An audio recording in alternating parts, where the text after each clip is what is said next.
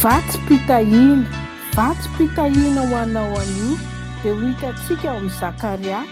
Zakaria toko voalohany ka ny 5:20 ka hatramin'ny 7:10.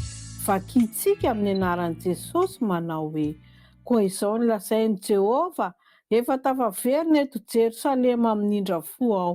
Ny tranoko ahorona eto hoy Jehova tompony maro, ary ny famolaina ho enjanina eto Jerosalema.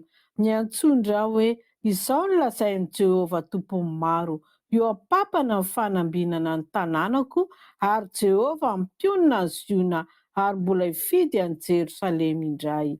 Amen. Mbola hiaraka hivavaka tsika tompoko.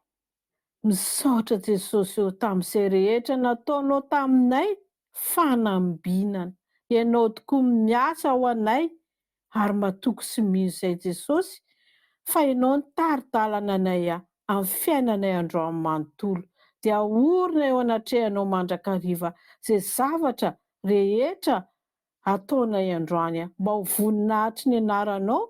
Matoky izay Jesosy fa ianao ny aloha lalana anay amin'izay rehetra ataonay.